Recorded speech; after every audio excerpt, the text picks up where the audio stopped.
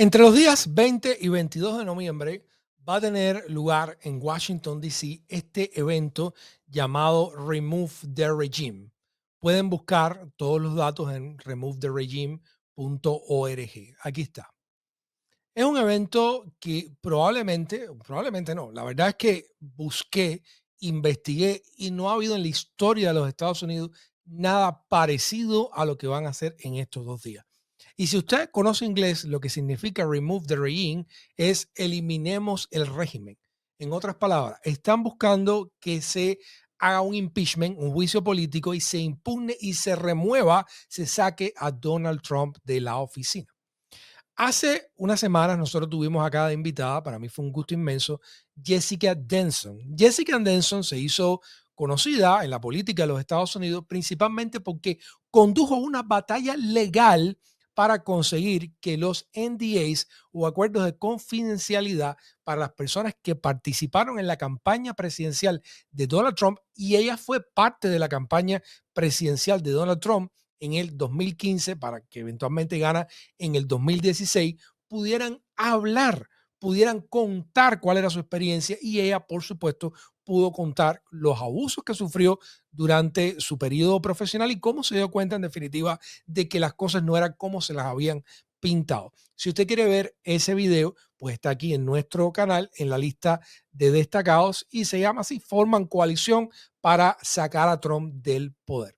Bueno, Jessica Denson y la Coalición para la Remoción de Trump, que es precisamente una coalición de organizaciones que buscan incluir en sus protestas que exija que se demande que se remueva el presidente, que sea un impeachment de Donald Trump, pues ahora han logrado organizar un evento en Washington, D.C., que es algo que no habíamos visto hasta ahora, porque generalmente ha habido protestas en Washington, D.C. de manera histórica contra la guerra en Vietnam, durante los movimientos por los derechos civiles, pero nunca había existido algo parecido a esto, de que se convocara una marcha, de hecho varios días de evento, donde se va a hacer lobby, se va a entrenar a las personas que vayan específicamente para exigirle al Congreso que haga un juicio político de Donald Trump y lo remueva del poder. Y por supuesto, para generar redes, conectar personas y entrenar a los activistas para que puedan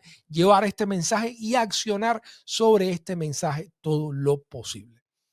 Remove the regime, o sea, así se pone, eliminar completamente el régimen, la solución más radical de todas. Yo tuve la oportunidad hace un rato de conversar una vez más con Jessica Denson, que además es la persona que ha estado al frente de esta iniciativa. Y en unos minutos les voy a compartir, voy a poner la entrevista que tuve con ella. Ella habla indistintamente, algunas partes en español, otras en inglés. Su idioma nativo es el inglés, por lo tanto las ideas más complejas las transmite en inglés, pero yo lo he subtitulado para que usted pueda disfrutar de la conversación, que no tiene absolutamente un minuto de más. Y específicamente ella está contando qué ha organizado para Washington, D.C., por qué es importante hacer esto, qué va a suceder y por qué específicamente no se debe permitir o conformarse con una solución que sea menor que específicamente sacar a esta administración que ella considera ilegal completamente del poder en los Estados Unidos. Yo creo que están yendo no al duro, están yendo al durísimo. Repito, no hay en la historia de los Estados Unidos una convocatoria de esta magnitud para exigir la remoción de un presidente. Incluso cuando Nixon, hubo presiones institucionales, hubo presiones locales, pero no se hizo un evento en la capital, una marcha que pretende ser multitudinaria. No, o sea, no se hizo una convocatoria de este tipo para exigir el impeachment de Nixon. Se está haciendo con Donald Trump. O sea, este es el primer presidente que tiene que enfrentar específicamente una convocatoria de esta magnitud, que está exigiendo que se remueva del poder. Y parte de lo que busca esta coalición de la remoción es que no solo en Washington estos 2 días, que es un evento obviamente importante por la óptica que tiene, y Jessica lo explicó en esta entrevista que vamos a ver en unos minutos, sino también porque involucra, motiva y rompe la barrera mental para que otros activistas, otras organizaciones, otras personas alrededor de los Estados Unidos incluyan este mensaje cuando están llevando sus demandas a la administración. Esto va a pasar, repito, 20-22 de noviembre, o sea, no es este fin de semana, es el siguiente. Yo les pido, por supuesto, que a todos los que puedan contribuir o estén dispuestos a contribuir o a participar, que presten muchísima atención en lo que dice Jessica, porque esto va a ser histórico. De hecho, ya histórico porque nunca se había hecho nada parecido, pero que ustedes lo vean específicamente de boca de ella, que lo explica muy bien y que además es una persona que ha sido protagonista en toda esta historia desde su participación en la campaña de Donald Trump hasta las batallas legales y ahora pues conduciendo y liderando este empujón para que los congresistas entiendan de que no se trata de pedirle que haga un cambio, una reforma, que no implemente lo peor, sino de lo que se trata de exigirle que se vaya, porque lo que está haciendo obviamente es anticonstitucional y we the people no deseamos que esté ahí. Repito, esto viene no al duro, al durísimo contra Donald Trump. Dicho esto, quiero darle la bienvenida a todos los amigos que se han conectado. Muchísimas gracias por estar ahí, como siempre. Si les gusta el trabajo que hacemos, solo les pido que nos regalen un like, que no cuesta nada y nos empuja muchísimo en el algoritmo de YouTube. Suscríbase si aún no lo ha hecho. Yo soy Gena Roth. Esto es 23 y Flagler y les transmitimos desde Miami, Florida. Voy a hacer una pausa de 5 segundos y cuando regrese ya vamos a estar viendo la conversación con Jessica Denson.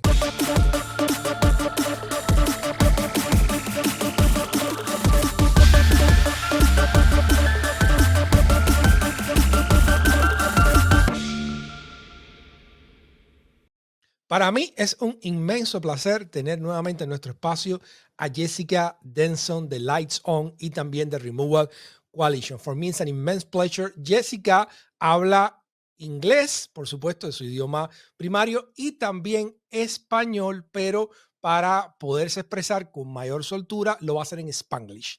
Así que para mí es un inmenso gusto, como decía, además a quien admiro muchísimo el trabajo que está haciendo y que ha hecho, como ya les comenté en la introducción de este programa.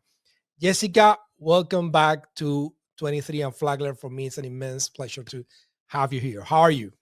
I'm doing great. El placer es mío. Muchas gracias for having me back. I had such a great time last time we did this together, and I'm so thrilled to be back with you, Gena. Indeed.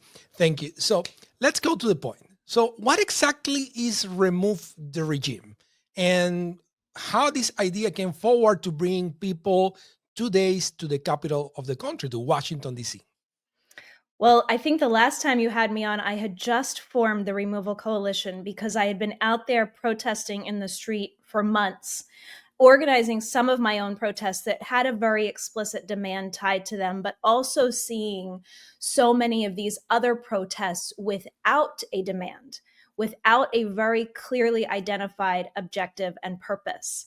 And I just felt like it's a beautiful demonstration of free speech and our rights to demonstrate, but it was, to me, a lost opportunity to actually tie a demand to get rid of this authoritarian threat to our country into these protests. And so my partners and in the Removal Coalition, which has been growing so much just since the last time we spoke, have been envisioning a movement and a moment that centers in one place in Washington, D.C., because, we look around the world and we've seen so many different countries converge on their nation's capital and really pressure their governments to do something. And we haven't seen that moment yet in this country, in this administration, this illegal administration. And so we've been working on this, and we planned it to happen as the next kind of major event after No Kings. And we have just gotten this incredible coalition together of artists, creators, musicians, comedians, pastors to really push this out, getting people to peacefully descend on Washington, D.C. with a very, very clear demand that it is time to remove Donald Trump from office. Es tiempo sacar Donald Trump de la oficina en que está ahora mismo, porque no tiene ningún derecho a hacer la mayoría de cosas que está haciendo, y nuestra Constitución dice que la gente tiene el derecho de sacar un líder que está violando su oficina como Donald Trump hace cada día. So we are going to show up with a very clear demand. We're going to start on November 20th, a Thursday, when we expect to have record-breaking numbers to lobby Congress for impeachment and removal. We're going to be the complete opposite of what they did on January 6th, marching people peacefully, respectfully into the halls of Congress, led by Representative Al Green, to demand that these lawmakers start taking impeachment and removal seriously and acting on that as Donald Trump tries to dismantle American democracy.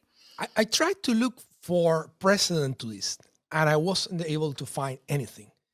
I think we, the people, have never done something as hard against an administration or a president as what the removal coalition, what you guys are doing now. It's really impressive, but it's as hard as it can get.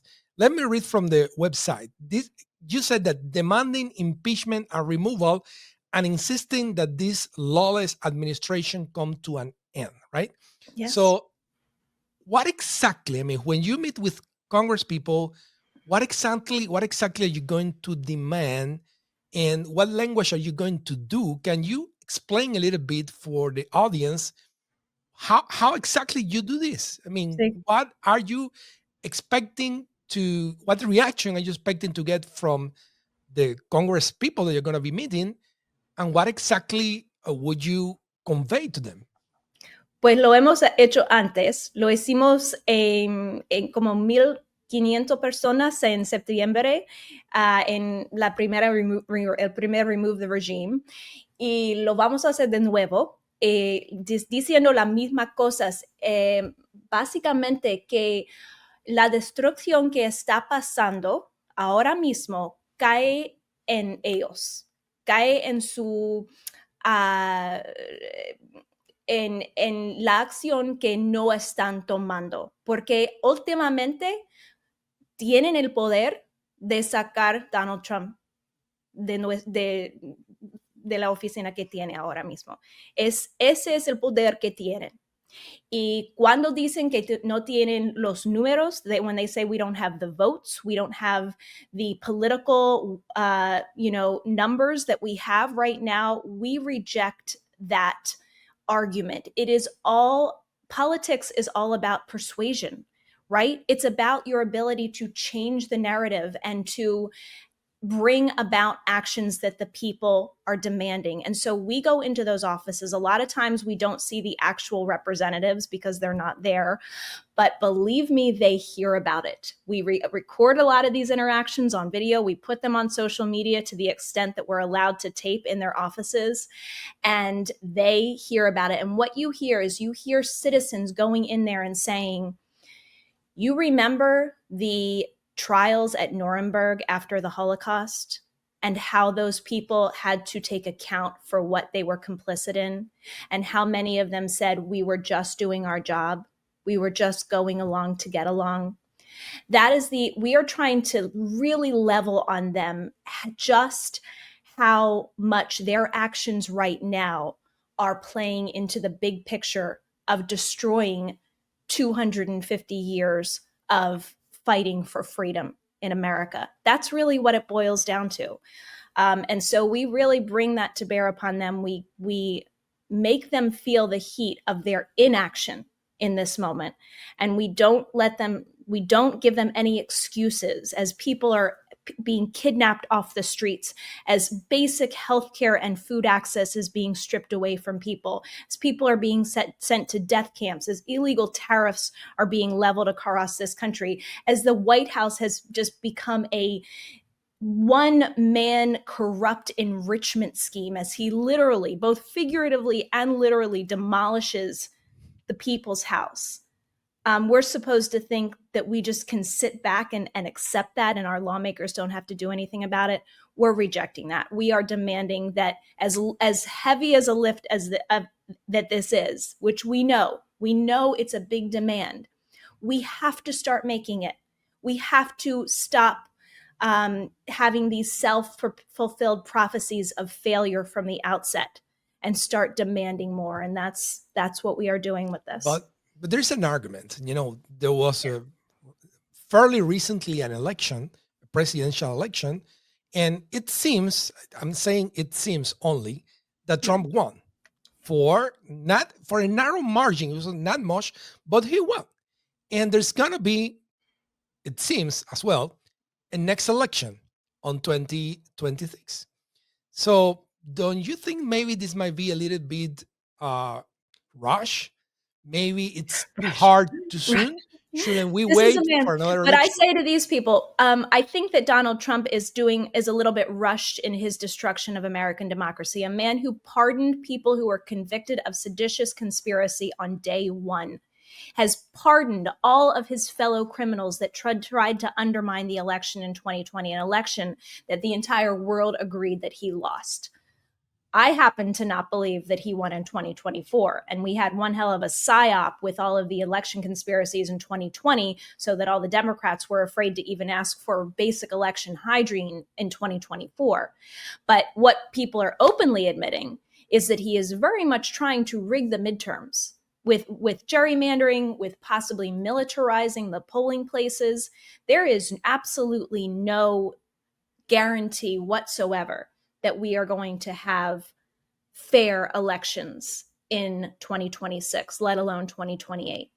Donald Trump and this authoritarian regime is going to do everything in their power to try to keep Democrats from taking back control of the House or the Senate. And so to put all of our eggs in that basket, to depend on that being our way out of this, is very, very foolish. Our Constitution, nuestra Constitución nos dice que cuando tiene alguien que está violando la Constitución, que tiene que esperar para la próxima elección. No lo dice. Dice que tiene remedios, tiene soluciones para actuar cuando las violaciones están pasando. And those remedies are impeachment. And it is actually a violation. It is a violation of every member of Congress's oath to be a bystander while those abuses of power are happening and not take action. That's what our Constitution says. Either we have a Constitution or we don't. Either we have an impeachment clause or we don't. And that's what we're bringing into focus with this, that we are actively ignoring the Constitution and letting it disintegrate before our very eyes unless we act on it. What is the objective that you aim to achieve by bringing people physically to the Capitol? I mean, we have seen like very decentralized events, Yes. even national protests, which this is not. This Right. is a particular one in Washington, D.C. Yes. But what is the main objective, or how did you envision that it was particularly important to bring all the people possible to the Capitol? It's for the visual. It's for what is communicated to the media, to the world, to Congress. There is something very, very powerful about concentrating a massive amount of people in our nation's capital on the seat of power, not where we live, not on our street corner. I mean, that's great. That's great for these decentralized protests. But there is a very different effect that occurs when you bring people to the seat of power, to where these decisions are being made. That's what we intend to do. I mean, I've been very clear again. I am not shy about my intentions and aspirations for this event, with your help, with the help of the people that show up, to not have it be just one protest that comes and goes and we wake up the next day and things are back to normal. I want us to wake up the next day and have a shock to the system. I want the whole world to say, oh my God, the American people are demanding that Donald Trump be removed from office. Quiero que todo el mundo despierte la próxima mañana y dice, wow, la gente americana quiere y está exigiendo que el Congreso hace algo para quitar Donald Trump. Eso sería un mensaje increíblemente fuerte. Y eso es lo que estamos intentando hacer con el ayuda de la gente que hace el sacrificio para estar presente con nosotros en Washington, D.C. What would be your best scenario, your best expectations for the day after the event? What do you want changes in America the next day? The next day, I want people to be talking about impeachment. And who in Congress has been willing to do this? We're going to have Representative Al Green, who has been one of the few leaders on this, but we are working really, really aggressively behind the scenes to get other lawmakers on board with him. She should not be standing alone. And we want the whole conversation in the media and around Washington to be, oh my God, we need to start talking about impeachment. We need to start taking it seriously. It can't be that the more Donald Trump commits impeachable offenses, the less we discuss it or the less we think it's a reality. It's funny. Some people, again, have said that they make this argument that impeachment will help Donald Trump. First of all, they say he was impeached 2 times. It's not going to work. I'm like, how many parents have taught their children that if you fail 2 times, you give up and you say, don't try again? I mean, it's just ridiculous, right? But they also say that impeachment will help him and it will like rile up his base and get his base to support him more. That's nonsense. I remind people of how many people showed up for Donald Trump when he was indicted in DC, when he was indicted in Florida. Like maybe 2. There was no showing of massive support and backlash because Donald Trump was being indicted for the crimes that he committed. This does not make Donald Trump more popular. Donald Trump is more afraid of impeachment than any other singular thing. You know, he has erased impeachment records from official websites. He has mandated that the Smithsonian take out and remove the references to his impeachment. He is terrified of impeachment. It's literally the one thing he fears. And yet Democrats in their unbelievable, sad ability to prophesy their own failure have bought into his argument and said, you're right, impeachment will never happen and it will only help him. That is nonsense. That is absolute nonsense. I think that in these circumstances, indeed, he is afraid of impeachment. Yeah. But I also believe that previous impeachments, I'm not sure previous impeachment, but at least that trial in New York with Alvin Braggs and the 34 felonies, somehow it did, fire up his base, because they have this mythology where they're just victims and they're being prosecuted and persecuted by the deep state. And Trump is some kind of champion of this. And it's a crazy stuff, but it is what it is. And I saw changes from how people just did not care at all about Donald Trump. And then after the trial, he was once again in the popular narrative. So I think there are different circumstances. I think, of course, he has shown now worse colors than before. But don't you think there is at least a risk of transforming him in a martyr once again? No, I reject that argument. First of all, I don't think he was a martyr before. Like I said, I don't believe that he won in 2024. This is a man who couldn't fill a high school stadium as Kamala Harris was filling, stadiums that Beyonce and Taylor Swift filled. And we were supposed to expect that this man swept 7 swing states before we went to sleep on election night. I don't believe that. And even if you do believe that, even if you do believe the numbers that were published for the election in 2024, he got somewhere around 1/3 of registered voters in this country. 1/3. He is at historically, and let's just fast forward to now, he is at historically low polling. He is unpopular even on the issues that he seemed to have leads on before, like the economy. Polls for impeachment say that 52% of this country, including 20% of Republicans, want him removed from office. 20% of Republicans want him removed. Is there going to be that cult base that is mesmerized and, like you said, just subjected to this up is down, completely illogical narrative of the more crimes you commit, the more you become a martyr for the cause because you're being attacked for those crimes? Yeah, but honestly, we don't need to worry about them. This is one of the things that I feel like is such a tragedy and what I'm trying to change the vision of for the people that are in the resistance is we don't recognize our own power. We don't recognize our own power. First of all, our power is not even in numbers. Our power is in moral superiority. When I say, please don't get this wrong, our power is in our righteousness, our genuine righteousness, our morality, our legality, our true stand for justice. That is where our real power is. On top of that, we have vast numerical advantage over the cult that follows Donald Trump, that is misled and used by him.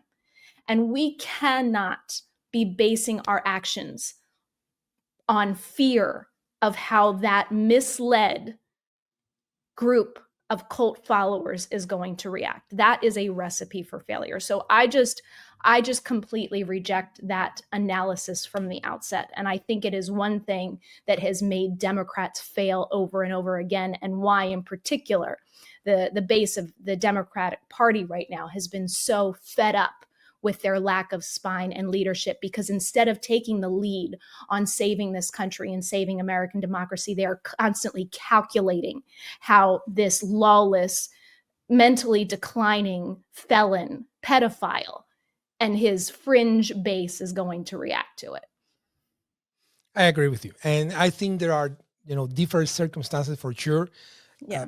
At that point, he was not in power, at least during the trial. He's in power now. Yeah. And people maybe are more empathetic with the weak party in any conflict. But this time, he's not the weak party by any means. And we have seen everything, the horror he has unleashed over America. So I don't think he's going to get that kind of sympathy once again. No. And I do agree with you, like 150%. We need leadership with conviction. Yes. We cannot be following more people trying to see, how I'm going to end in the best position after this. No, you need to believe. Yes. You need to have moral clarity, and you need to pay whatever price is necessary to do the right thing. Absolutely. So I absolutely, I agree with you. So this is going to be in Washington, D.C. I have two questions regarding that. The first is, well, those who are going to the event, how it's gonna be, how it's gonna happen for those who wants to be there on Thursday, on Wednesday, and until Saturday. Can you briefly describe how everything is going to El be done? horario. Yeah. Sí. So el jueves is el primer día. We're going to start on the 20th, on Thursday at 10 a.m. at Flair, which is the headquarters of one of our primary partners for this. They have a 24/7 encampment outside of Union Station that is committed to impeachment and removal of Donald Trump. And so we're going to do a kickoff rally at Flair at 10 a.m. on Thursday morning. As I explained, we expect this to be a record-breaking day of lobbying for Congress. So it's a really powerful and important moment. If you're able to join us as early as Thursday morning, please do. We're then going to march across the Capitol grounds to the Capitol with Representative Al Green. Like I said, we did this back in September. It was so powerful. It's such an incredible, moment of solidarity and history making to be part of. And then experienced guides from Flair will divide us into groups, and we will go peacefully, but with unmistakable messaging for impeachment and removal, into the halls of Congress, into the office buildings. And then all day that day, we're also having the opportunity to meet pro-impeachment candidates at Flair, because there are people lined up to take these members of Congress's job if they are not willing to do what's needed right now. And so there's going to be opportunities to meet them, as well as some of our other Removal Coalition partners. We're also going to have a food drive, which I'm really excited about. One of our partners, 5051 DC, had a food drive a couple weeks ago that raised like $15,000. So I'm really excited about what we can do with that this time. And then that night, we have a very private event at 6:00 that's a fundraiser, actually, to meet some of the top creators that have been pushing this out. People like Jolly Good Ginger, Off Jawagon, Cliff Cash, myself, Carlos Alvarez Araños, Michael Fanone, Harry Dunn, just a lot of the bigger names are going to come together in an intimate event that for those people who do have the resources to donate larger amounts of money to help us produce what is going to be a very, very, very expensive production, like tens of thousands of dollars. People that can make a larger donation are going to be invited to that private event on Thursday night. Then Friday, we have a training in the morning at 11 with Flair and Citizens Impeachment on how to take these tools for lobbying for impeachment back home. So many very powerful tools that you can use from wherever you are to get your members of Congress to move on impeachment. We've been highly effective with this in the past. And then at 2 p.m., we have a veterans rally that's going to be incredible, brave veterans speaking, really calling on Congress to uphold their oath and align with the sacrifices they've made. That'll be led by Jolly Good Ginger of Remember Your Oath. And then we have another fundraiser that night at 7:30, which is a pretty epic event. Cliff is calling it Comedy Church. There's going to be about 5 very well-loved comedians and a pastor, John Pavlovitz, there for a really fun night of comedy. And then Saturday, we have our main rally at 12 noon. This is the big one. This is when we are asking you, and we expect to have masses of people descending peacefully in Washington, D.C. I'm going to announce it actually first on your show.